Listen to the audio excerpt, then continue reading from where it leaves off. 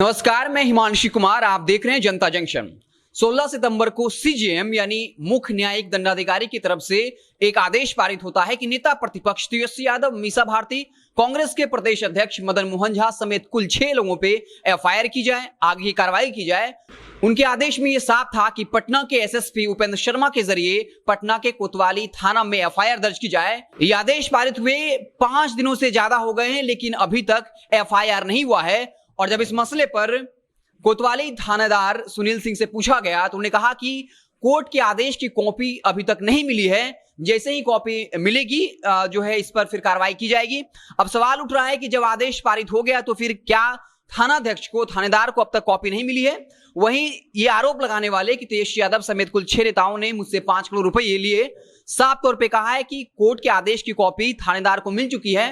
तो सवाल यही उठता है कि क्या थानेदार की इतनी हिमाकत है कि कोर्ट के आदेश के बाद भी वो तेजस्वी यादव समेत अन्य नेताओं पर एफआईआर नहीं कर रहे हैं? बड़ा सवाल यह भी है कि जब सत्ता पक्ष के नेता बार बार ये आरोप लगा रहे हैं कि तेजस्वी यादव आरजेडी की संस्कृति का अनुपालन कर रहे हैं और लालू यादव की संस्कृति पर चल रहे हैं, बीजेपी लगातार आक्रामक है, उसके बाद भी जब बिहार के साथ साथ केंद्र में एनडीए की सरकार है तो एक थानेदार की क्या हिमाकत है कि वो तेजस्वी यादव पर एफआईआर ना करे?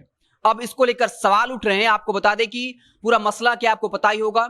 संजीव सिंह जो कांग्रेस के नेता हैं, खुद को वकील भी बताते हैं और बाकायदा 18 अगस्त को याचिका दायर की थी और साफ तौर पे कहा था कि जनवरी 2019 में 5 करोड़ रुपए लिए, जिस वक्त तेजस्वी यादव, मीसा भारती, कांग्रेस अध्यक्ष मदन मोहन झा, कुल 6 नेता मौजूद थे और यह आश्वासन दिया गया था कि संजीव सिंह को भागलपुर लोकसभा से टिकट दिया जाएगा, लेकिन नहीं दिया गया। फिर कहा गया कि 2020 का जब विधानसभा चुनाव होगा तो 2 विधानसभा सीट दिया जाएगा, एक संजीव सिंह के लिए और एक उनके भाई के लिए। और फिर 2020 में भी तेजस्वी यादव समेत उन नेताओं ने अपना वादा पूरा नहीं किया। उसके बाद 18 अगस्त को परिवाद दायर किया और 16 सितंबर को बाकायदा कोर्ट ने आदेश पारित कर दिया कि पटना के एसएसपी उपेंद्र शर्मा के जरिए कोतवाली थाना में एफआईआर की जाए। लेकिन अब तक जो है एफआईआर दर्ज नहीं हुआ है। बीजेपी लगातार आक्रामक है। आपको पता होगा सुशील मोदी ने साफ तौर पर कहा था कि तेजस्वी यादव की यह संस्कृति रही है, लालू आरजेडी की संस्कृति रही है। एक वक्त जब कांति सिंह और रघुनाथ झा को मंत्री बनाया गया था तब लालू यादव ने 2 मंजिला मकान गिफ्ट करवा लिया था। इसके साथ ही एक बड़ा आरोप लगा दिया कि इस वक्त आरजेडी में जितने भी राज्यसभा सांसद हैं, एमएलसी यानी विधान परिषद हैं, 1-2 को छोड़कर सब के सब जो है वो कॉन्ट्रैक्टर हैं, बालू माफिया हैं, शराब माफिया हैं।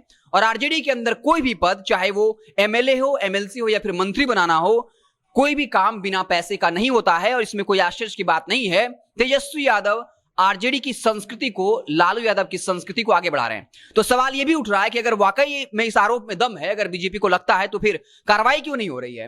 कोर्ट आदेश दे चुकी है तो फिर एफआईआर क्यों नहीं हो रही है? क्योंकि ये अच्छा मौका है कि तेजस्वी यादव जब लगातार एनडीए के लिए परेशानी का सबब बन रहे हैं, उस वक्त में उन पर एफआईआर की जाए और बाकायदा जो भी कार्रवाई होती है वो पूरी की जाए। और अगर इसमें दोषी हैं तो दंडित भी किया जाना चाहिए। और ये एनडीए के लिए बढ़िया होगा कि उनका एक प्रतिद्वंदी जो लगातार मजबूत हो रहा है वो कहीं ना कहीं हार्म होगा और इससे एनडीए को फायदा भी पहुंचेगा। लेकिन सवाल ये उठ रहा है कि आखिर एफआईआर क्यों नहीं हो रहा है? इस पर तेजस्वी यादव ने भी साफ तौर पे कह दिया था कि मैं किसी ऐरा गैरा अगर मुझ पर मुकदमा या केस दर्ज करता है तो मुझे इस पर कुछ नहीं कहना है। हम सिर्फ इतना ही कहेंगे कि पुलिस निष्पक्षता के साथ जांच करे और जो आरोप लगा रहा है अगर उसका आरोप गलत सिद्ध होता है तब उस पर भी सख्त कार्रवाई होनी चाहिए। साथ ही साथ ये सवाल भी उठा दिया कि उस शख्स से भी पूछा जाना चाहिए कि आखिर उसने 5 करोड़ रुपए कहां से लाए। इसके साथ ही 2020 के विधानसभा चुनाव की घटना की भी याद दिला दी, जहां पर नेता प्रतिपक्ष तेजस्वी यादव पर मर्डर का आरोप लगा था। यानी साफ तौर पे कह रहे थे कि एनडीए के नेता उनको फंसाना चाहते हैं। हालांकि इसकी सच्चाई क्या है? कोर्ट एफआईआर करने का आदेश दे चुका है। अब थानाध्यक्ष को बाकायदा इसको लेकर एफआईआर दर्ज करनी चाहिए, निष्पक्षता के साथ जांच होनी चाहिए और जो कोई भी दोषी है उससे जो है सख्त से सख्त सजा मिलनी चाहिए, ताकि एक नजीर पेश हो सके कि इस राज्य में, देश में वाकई में कानून का राज है, जहां पर जनप्रतिनिधि भी कानून से ऊपर नहीं है। तो ये अच्छा होगा। और बीजेपी जिस तरीके से आक्रामक है, जीडी आक्रामक है, तो बिहार में भी उनकी सत्ता है, केंद्र में उनकी सत्ता है, तो जल्द से जल्द इस पर कार्रवाई हो। लेकिन सवाल ये उठ रहा है कि 5 दिनों के बाद भी कोर्ट के आदेश के बावजूद अभी तक एफआईआर दर्ज नहीं हुआ है। तो जैसे ही इसको लेकर कोई नया अपडेट आएगा, जैसे ही एफआईआर दर्ज होगा, उसके बाद क्या कुछ बयानबाजियां होंगी, आरजेडी का क्या अपना मत होगा, सत्ता पक्ष के नेता क्या कुछ कहेंगे, आप जुड़े रहे जनता जंक्शन के साथ। हम आपको तमाम अपडेट से लगातार इत्तला करते रहेंगे। बहुत बहुत धन्यवाद।